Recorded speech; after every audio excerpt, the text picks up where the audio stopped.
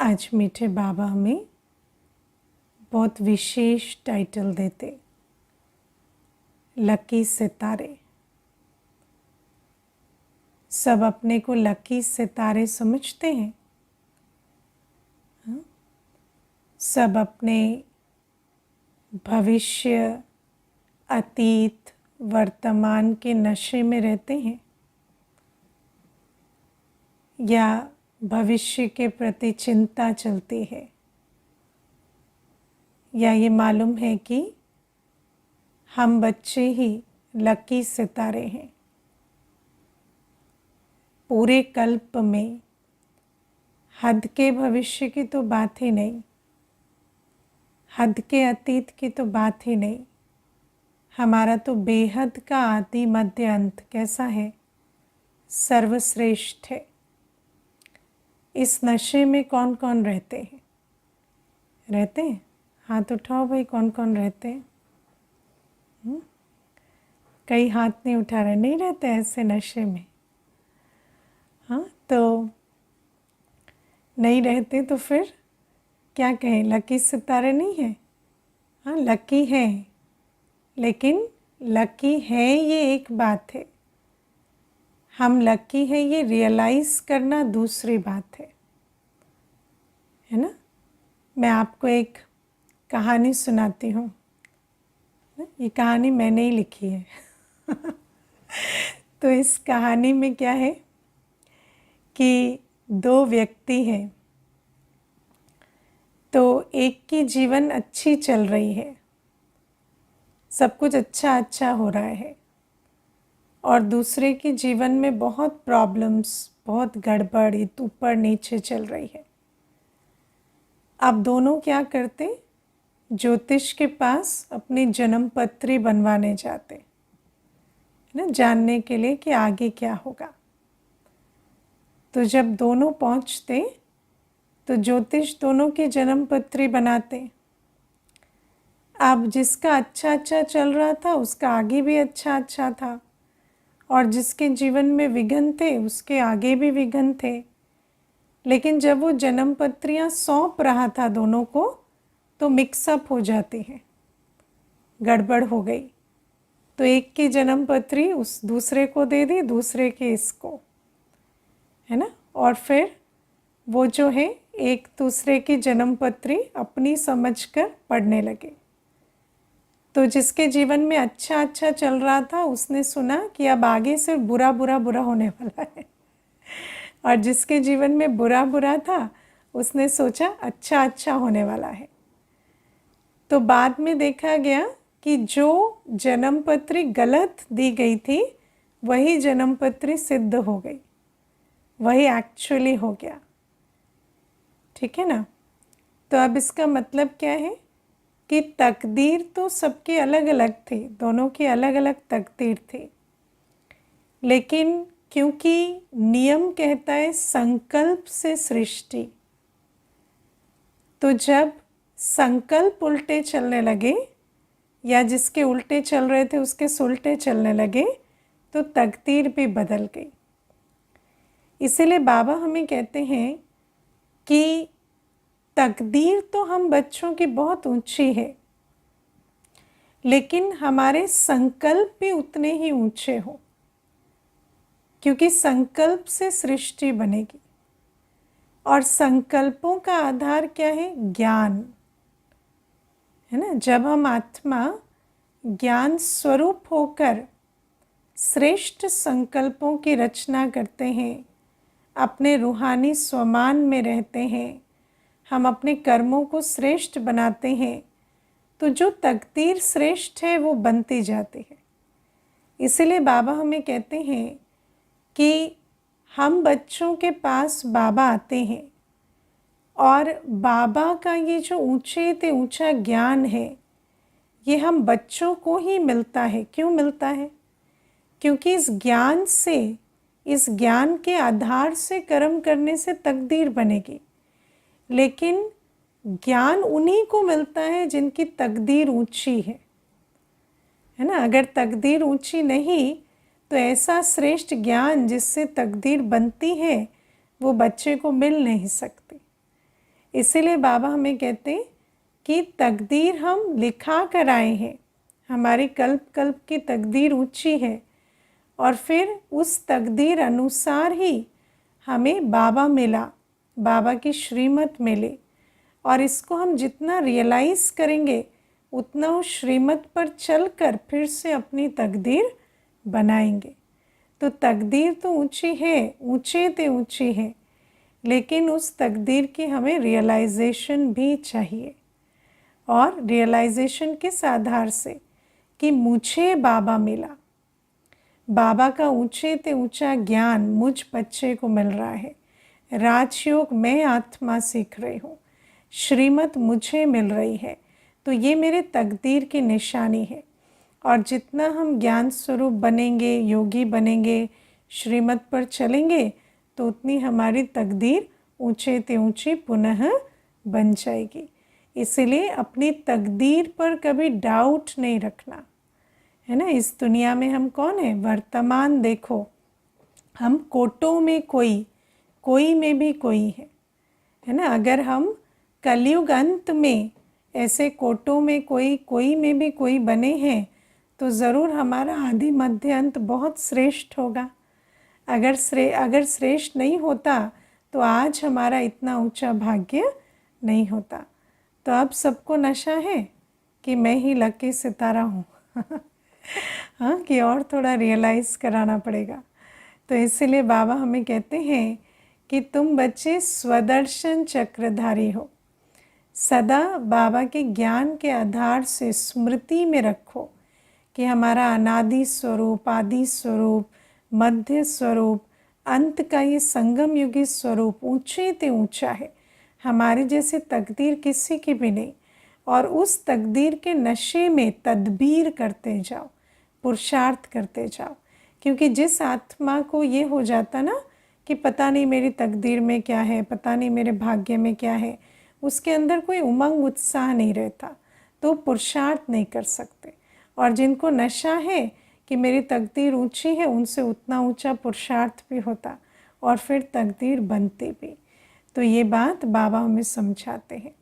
बाबा हमें आज बहुत अच्छी एक बात समझाते हैं कि हम बच्चों के अंदर सब कुछ है, हमारे अंदर ज्ञान है, गुण है, शक्तियाँ हैं, और क्योंकि वो ज्ञान गुण शक्तियाँ हमारे अंदर हैं, हमारे कल्प कल्प का ये पाठ है, हमारे अंदर की नूंद है, इसीलिए बाबा हमें मिलता है।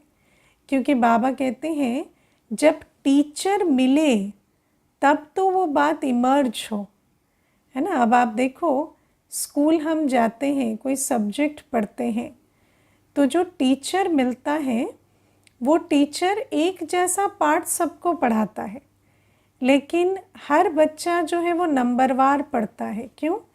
क्योंकि जिसके अंदर वो पाठ जितना नूंद है वो इमर्ज होता जाता है ना। लेकिन अगर टीचर ही ना मिले तो भले ही अंदर वो पाठ है, वो इमर्ज नहीं होगा। बाबा कहते किताबों से वो इमर्ज नहीं होता। ये बहुत अच्छा बाबा एक रूहानी लॉ समझा रहे, है ना। क्योंकि मुझे अभी पीछे कोई पूछ रहे थे कि स्कूल्स में अगर टीचर्स ही हटा दें तो क्या फ़र्क पड़ेगा। अभी तो सब कुछ है ना, स्टडी मटेरियल और वैसे उससे हो जाता है ना। तो मैंने कहा कि अगर घर से माता पिता को हटा दें और रोबोट्स को रख दें केयर करने के लिए तो क्या होगा। तो कहते हैं ऐसे तो बच्चे की पालना नहीं हो सकती। तो मैंने कहा ऐसे ही टीचर के बिना भी पढ़ाई नहीं हो सकती। तो कहते पर इसका लॉजिक क्या है। तो फिर मैंने कहा कि इसका लॉजिक ये है कि शिव बाबा कहते हैं कि जो हमारे अंदर पाठ जो अपने अंदर पक्का होता है, जो धारणा होती है, उतना ही हम दूसरे को भी धारण करा सकते हैं, है ना। तो जब अगर पढ़ाने वाले के अंदर धारणा नहीं है या टीचर अच्छा नहीं है तो स्टूडेंट को वो बात सूझेगी नहीं, है ना, जो उसको सूझ सकती थी अगर टीचर अच्छा हो। तो बाबा हमें इसीलिए ये बात समझाते हैं कि जब परम शिक्षक शिव बाबा आते हैं, टीचर बनकर आते हैं, तो हमारे अंदर जो ज्ञान, योग, धारणा, सेवा, चारों की जो शक्ति है वो इमर्ज होती है। अब आप देखो, एक दिन वैसे जो क्लास होती है, जो फिज़िकल क्लास सेंटर पर, उसमें भी एक दिन चर्चा हो रही थी, भाई सुना रहे थे, मैं भी बैठी थी, कि जैसे सतयुग की बात कई बार होती है तो बाबा हमें बताते हैं कि सतयुग में गुरु नहीं होगा, लेकिन सतयुग में भी बाप और टीचर होगा, है ना। अब आप देखो, सतयुग में भी विभिन्न कलाओं के हम संस्कार लेकर जाएंगे। आत्मा के अंदर वो संस्कार होगा, आत्मा को अच्छे से अच्छे, है ना, महल बनाने आएंगे, पुष्पक विमान बनाने आएंगे, वो संस्कार होगा। लेकिन जब एक टीचर पढ़ाएगा तब वो संस्कार इमर्ज होगा। ऐसे नहीं वो अपने आप प्लेन बनाने लगेंगे, अपने आप महल बनाने लगेंगे, ऐसा नहीं है। तो भले ही ऐसा नहीं कि कोई 4 साल पढ़ाई करेंगे और इतना सा सीखेंगे, नहीं, हो सकता है 4 मिनट पढ़ें 4 दिन पढ़ें, लेकिन जब टीचर पढ़ाता है तभी वो जो अंदर संस्कार है या ज्ञान है वो इमर्ज होता है। तो बाबा भी हमें ये बात समझाते हैं कि बच्चों की भी जो तकदीर है वो कल्प कल्प के ऊंचे ते ऊंचे, लेकिन और वो तकदीर कैसे बनती? कर्मों से। तो हमारे अंदर ज्ञान स्वरूप बनने की, योगी बनने की, दैवी गुणों की, हमारे अंदर सेवाधारी बनने की सारी ताकत है, लेकिन वो इमर्ज कब होती? जब बाबा हमें पढ़ाते हैं। और हमें कितने बाप मिले, है ना, एक तो लौकिक बाप पहले से है, फिर हमें 2 बाप मिलते हैं। पारलौकिक शिव बाबा, जो हमें बाबा आज कितना सुंदर डिफाइन करते हैं ना, मैं क्या करता, ब्रह्मा बाबा क्या करता बाबा कहते हैं मुझे कोई भक्ति का अनुभव नहीं, मुझे कोई दुनियावी बातों का अनुभव नहीं, मैं वो सब कुछ नहीं सुनाता तुम्हें। मैं क्या सुनाता हूँ? मैं तो आत्मा परमात्मा का और सृष्टि के आदि मध्य अंत का ज्ञान तुम्हें सुनाता हूँ। बाकी ब्रह्मा बाबा भी हमें बाप जो मिलते वो भी टीचर बन पढ़ाते, तो वो भी सारे अनुभव की बातें हमें समझाते हैं, और उस आधार से हमारे अंदर भी वो जो ज्ञान है, वो जो सारी समझ है वो इमर्ज होती है। और फिर सिर्फ बाबा टीचर बनकर शिव बाबा के साथ पढ़ाते ही नहीं, लेकिन ब्रह्मा बाबा कर्मों में भी हमें एग्जाम्पल बनकर हमारे लिए एक एग्जाम्पल सेट करते जिसको हम फॉलो कर सकते। तो आज बाबा ने हमें क्या मंत्र दिया? Follow father. और फॉलो फादर माना किसको? ब्रह्मा बाप को फॉलो करना कर्मों में। अब फॉलो किसको करना चाहिए, है ना? तो बाबा ने आज हमें समझाया कि दुनिया में कहते हैं ना, लौकिक पिता को फॉलो करो, है ना, या गुरु को फॉलो करो।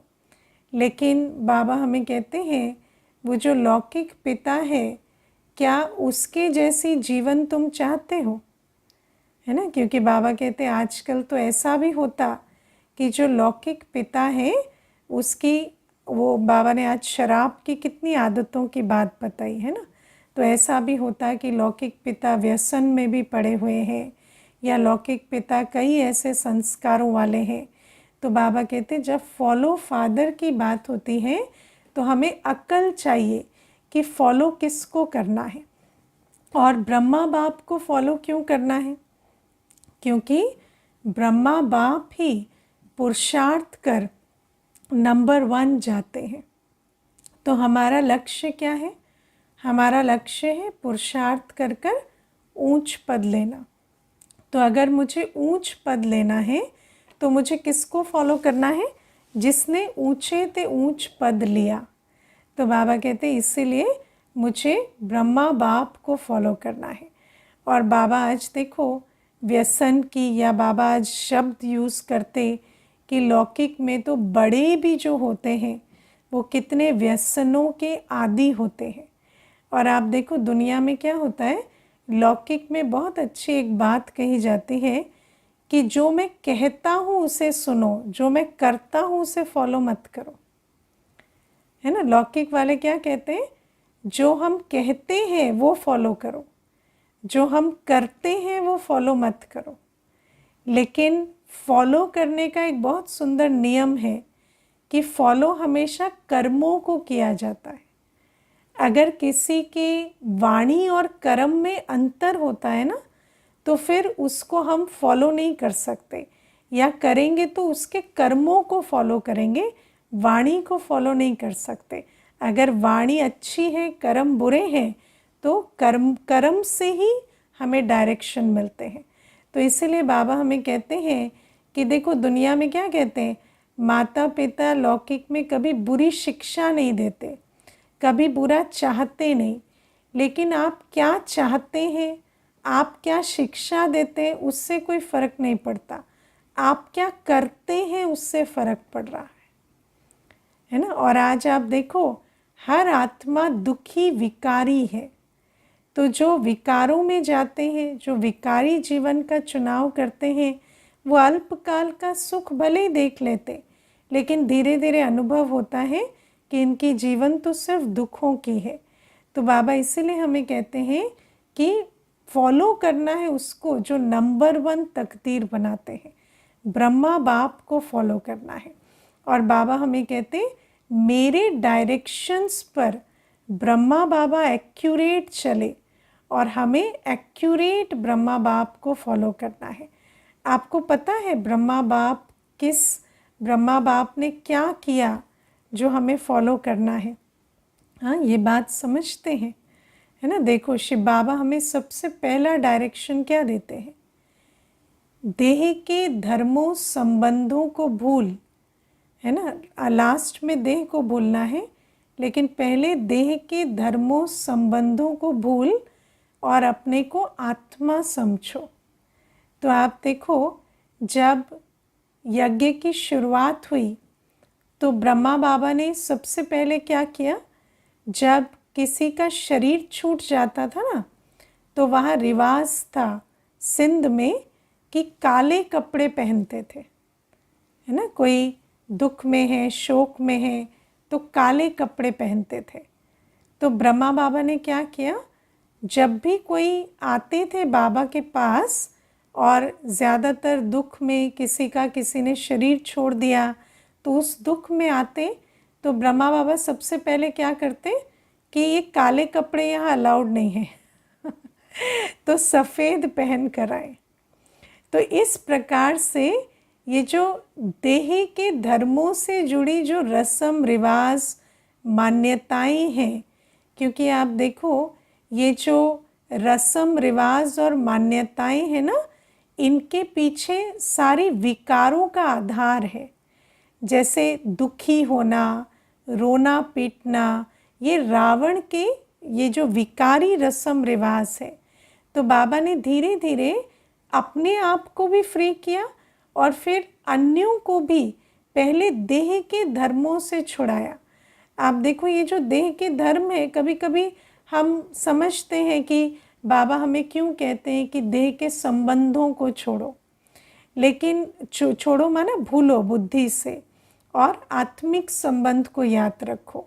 लेकिन हमें कभी कभी समझ नहीं आता कि देह के धर्म को भूलने के लिए बाबा क्यों कहते हैं, क्योंकि धर्म के आधार से भी बहुत सारी विकारी मान्यताएं, विकारी रस्म रिवाज हमारी बुद्धि में बैठे हुए। जैसे आप देखो, कोई शरीर छोड़ता है तो ना रोए तो क्या समझा जाता है ना, अपशगुन समझा जाता है ना। सिर्फ ऐसा नहीं कि बुरा माना जाता है, पर ना रोना जैसे अपशगुन समझा जाता है कि इनके मरने पर तो किसी ने 2 आंसू ही नहीं बहाए।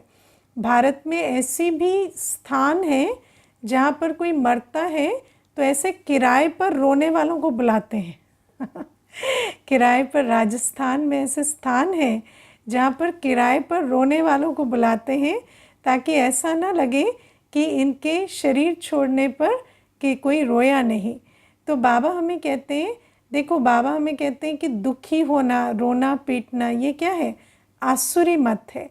लेकिन इस आसुरी मत का हमारे धर्म में कितना जैसे एक है ना, अंदर इनग्रेन्ड है ये बातें। तो अगर हम देह के धर्मों को नहीं भूलते, तो इन दुखी होने या रोने की रस्म रिवाजों से भी नहीं छूट सकते।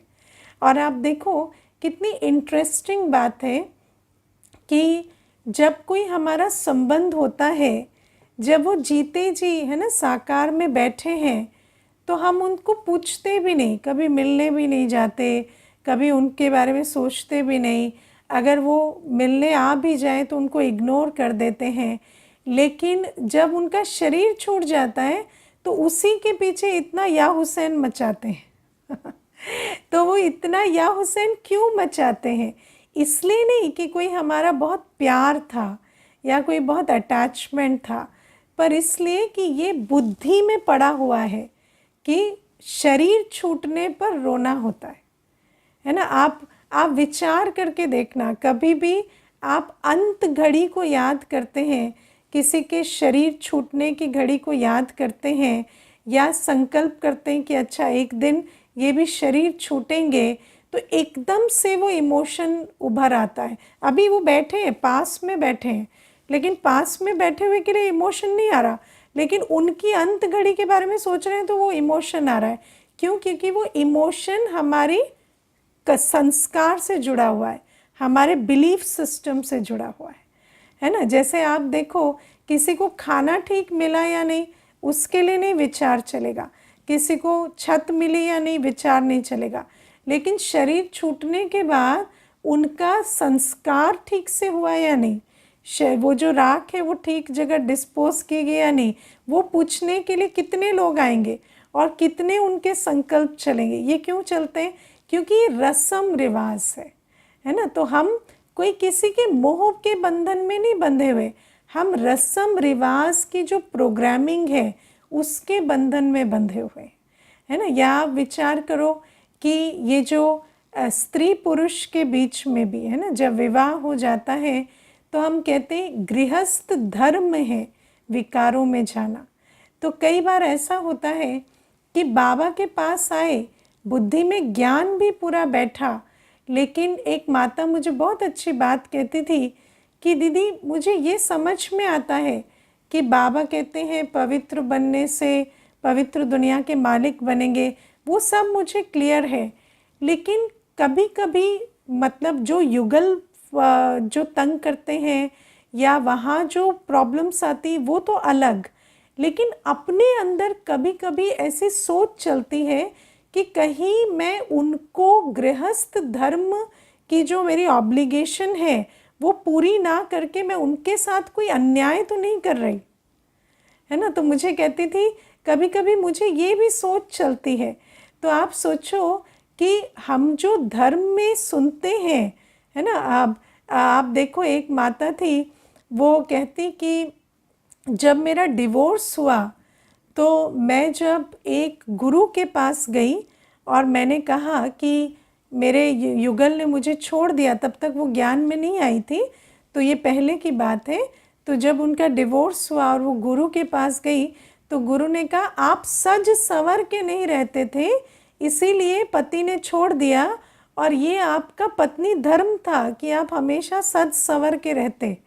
तो क्या हुआ कि माता जब सेंटर आई तो मुझे कहती मैं अगर थोड़ा सज संवर के रहती ना दीदी तो आज मेरी शादी बच गई होती, लेकिन मुझे इतना ख्याल नहीं था कि रोज़ ड्रेसअप होना चाहिए, रोज़ थोड़ा ऐसे होना चाहिए। तो मैंने कहा ऐसे शादियां थोड़ी बचती हैं। तो ये कोई शादी बचाने या शादी निभाने के तरीके नहीं है। लेकिन आप सोचो कि हमारी बुद्धि में है ना, शास्त्रों से गुरुओं संतों से कितनी सारी बातें हमारी बुद्धि में डाल दी जाती है। जैसे कि ये भी बात है कि माता पिता का ये धर्म है कि बच्चा जो है उसके लिए इतना इकट्ठा जमा करके जाएं कि उसको बाद में तकलीफ ना हो। लेकिन क्या वास्तव में ये माता पिता का धर्म है? है ना। एक तरफ कहते हैं कि अगर बच्चा कपूत होगा तो वो जो तुमने जमा किया वो भी ख़त्म कर देगा, और बच्चा सपूत होगा तो तुम्हें उसके लिए कुछ छोड़ने की ज़रूरत नहीं। लेकिन दूसरी तरफ ये भी कहते हैं कि माता पिता वो जो बच्चे के लिए कुछ अच्छा वर्षा छोड़ कर जाए। तो अब आप विचार करो कि धर्म की बेड़ियों में बंधे हुए मनुष्य क्या कर रहा है कि मेरी 7 पुश्तें खाएं, मुझे, है ना, मुझे कमाते रहना है अंत घड़ी तक, मुझे श्वासोश्वास हड्डी हड्डी स्वाहा करके इतना जमा करना है कि मेरी 7 पुश्तें खाएं। तो हम कितनी सारी जो जब धर्म की बात हम करते हैं तो सिर्फ पूजा पाठ या रस्म रिवाज की बात नहीं है, लेकिन सामाजिक या परिवार के बारे में भी बहुत सारी बातें धर्म में लिखी हुई हैं। उन बेड़ियों में भी हम पड़े हुए हैं। या आप ये तीर्थ नहीं करते तो आपकी मुक्ति नहीं होगी, है ना, या ये यात्रा नहीं हुई तो आपकी गति सदगति नहीं होगी, या इतना दान नहीं किया तो ये नहीं होगा। तो बाबा कहते इन सब बातों के चक्कर में पड़ते हुए भी क्या होता, हम काम क्रोध लोभ मोह अहंकार इच्छाओं तृष्णाओं के पीछे भागते रहते हैं। तो इसीलिए देखो ब्रह्मा बाबा ने क्या किया, ब्रह्मा बाबा ने प्रैक्टिकल इन धर्म की रिवाजों की बेड़ियों को तोड़ा, है ना, इनसे अपने को फ्री किया। क्योंकि बिना उसके फ्री हुए संबंधों में निर्विकारी तो बन ही नहीं सकते। क्योंकि संबंधों में आज मनुष्य विकारी बनता है तो क्या कहता है, एक हाथ से ताली नहीं बजती, है ना। मनुष्य कहता है विकार भी इसलिए है क्योंकि युगल की डिमांड है, या लोभ इसलिए है क्योंकि लोभ के बिना फिर, है ना, बच्चों की पालना कैसे होगी, या हमेशा जो ब्लेम है वो संबंधों को करता है। तो बाबा इसीलिए हमें ये बात समझाते हैं कि पहले तो देह के धर्मों की बेड़ियों को तोड़ना है, लोक लाज को छोड़ना है, फिर ये जो देह के संबंध। अब आप देखो ब्रह्मा बाबा ने प्रैक्टिकल हमें क्या करके दिखाया कि एक भी बच्चे को बाबा ने कोई वर्षा नहीं दिया, है ना, सब कुछ यज्ञ के प्रति स्वाहा किया।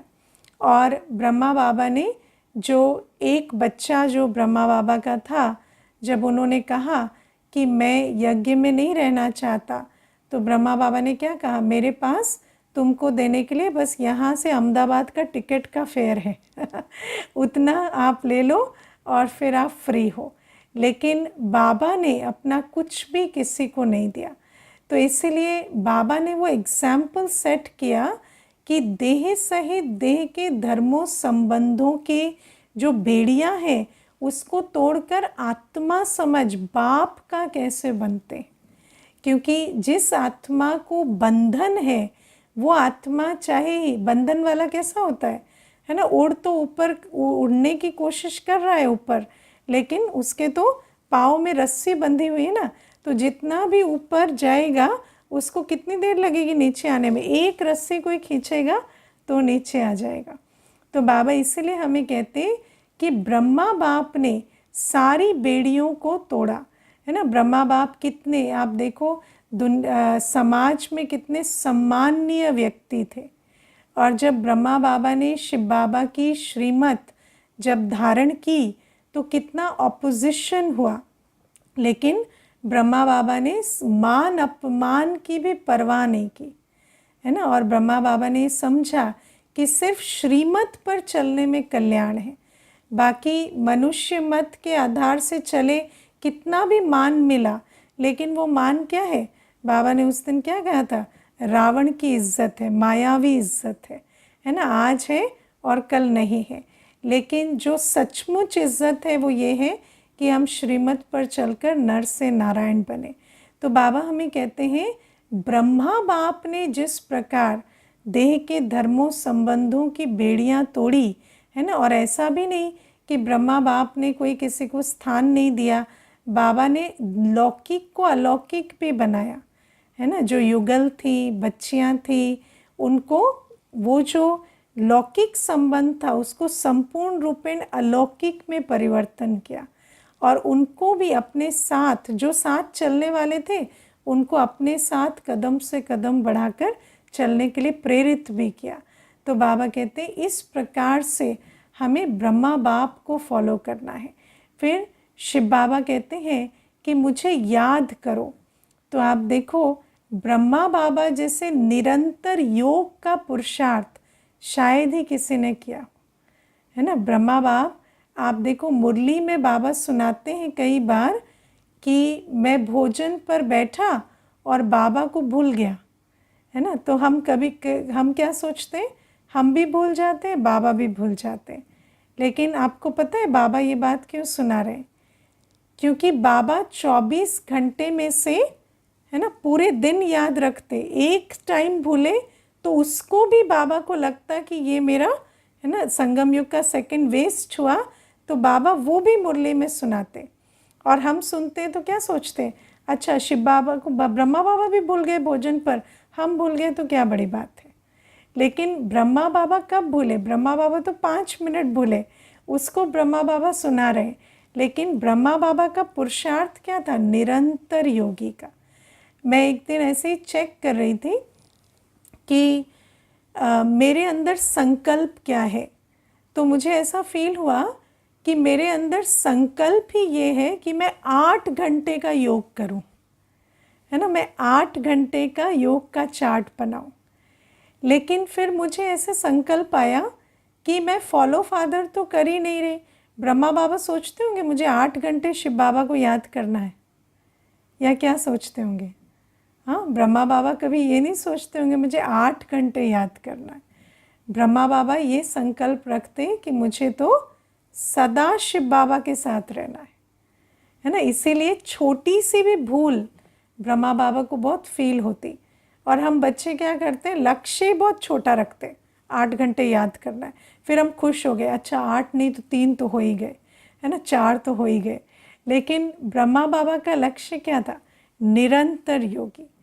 फिर ब्रह्मा बाबा ने, जैसे शिव बाबा कहते कि स्वदर्शन चक्र फिराओ, तो आप सोचो ब्रह्मा बाबा ने कितना पुरुषार्थ किया स्वदर्शन चक्र फिराने का, कि ब्रह्मा बाबा को बिल्कुल साक्षात ऐसे अनुभव होता था कि आज मैं इस स्वरूप में हूँ, कल मैं श्री कृष्ण बनता हूँ।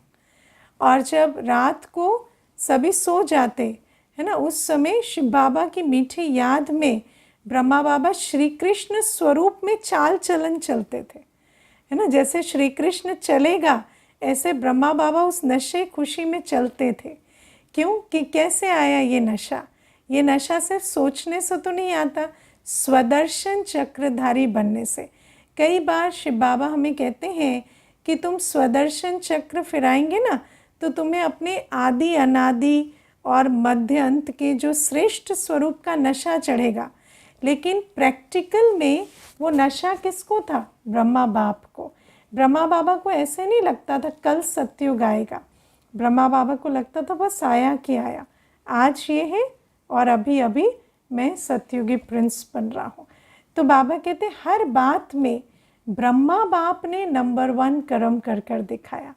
फिर आप देखो शिव बाबा हमें समझाते हैं 3 बातें, त्याग, तपस्या और सेवा, है ना। तपस्या का आधार क्या है? त्याग। तो ब्रह्मा बाबा का जब गाय महिमा होती है, जब ब्रह्मा बाबा के हम गुणों का वर्णन करते हैं, तो सबसे पहला गुण क्या है बाबा का? सर्वांश त्यागी। बाबा ने अपना तन मन धन संबंध सब कुछ संपूर्ण रूपेण त्याग किया, है ना। इसीलिए तो जब सारा मेरे को तेरा किया, तो एक शिव बाबा की याद में ऐसे तपस्वी बन सके। बाबा ने कभी अपने तन को भी ऐसा नहीं सोचा ये मेरा तन बुजुर्ग हो गया है, कभी सोचा? 60 वर्ष की आयु में शिव बाबा ने प्रवेश किया, लेकिन ब्रह्मा बाबा ने उस पूरे तन को, वो जो है जैसा है, बाबा को समर्पण कर दिया। जगदीश भाई साहब अपने अनुभव में ये बात सुनाते हैं कि जब वो पहली बार मधुबन गए, तो वहाँ कुछ कंस्ट्रक्शन चल रहा था, कुछ, है ना, तैयार हो रहा था बाबा का घर, और ब्रह्मा बाबा खुद ऐसे, है ना, वो लेकर, वो तोड़ने वाला जो अस्त्र होता है वो लेकर खड़े थे। तो जगदीश भाई साहब कहते हैं कि स्वयं विश्व निर्माता मेरे सामने, है ना, जो ब्रह्मा को क्या कहते हैं? विश्व का रचयिता, तो वो साकार में ऐसे भी रचना स्थूल में रच रहे थे, और वो दृश्य बहुत मनमोहक था। तो ब्रह्मा बाबा ने उस आयु में भी अपने तन को संपूर्ण स्वाहा किया। कभी ये नहीं सोचा ये मेरा शरीर ऐसा है, मुझे पता है इसको क्या चाहिए, मुझे पता है इसको दर्द है, मुझे पता है। नहीं, शिव बाबा ने कहा समर्पण करो तो समर्पण किया।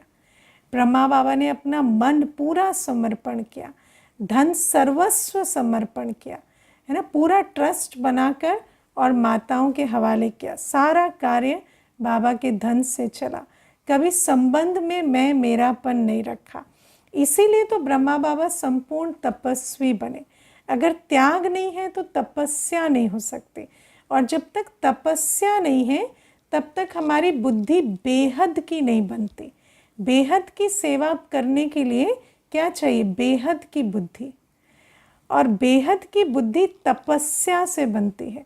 जब तपस्या के बल से एक बाबा की योग अग्नि में जब सारा देहाभिमान भस्म होता है, तब बेहद की बुद्धि बनती है। तब आप विश्व कल्याण, विश्व सेवा के बारे में सोचते हैं। तभी बाबा ने इतनी विहंग मार्ग की, इतनी विश्व सेवा की। क्यों? क्योंकि त्याग और तपस्या से बाबा ने वो अवस्था बनाई, बेहद की वृत्ति बनाई। तो इसीलिए बाबा हमें कहते हैं, अगर हमें नंबर 1 जाना है, अगर हमें तीव्र पुरुषार्थ करना है, तो हमें शिव बाबा की मुरली सुनकर तो समझना है, लेकिन शिव बाबा की मुरली सुनकर जिस आत्मा ने प्रैक्टिकल में सब कुछ किया, उसको देखकर फॉलो कर कर हमें तीव्र पुरुषार्थी बन अपनी तकदीर बनानी है। तो बाबा कहते फॉलो फादर कर अपनी तकदीर बनाए। अच्छा, ओम शांति।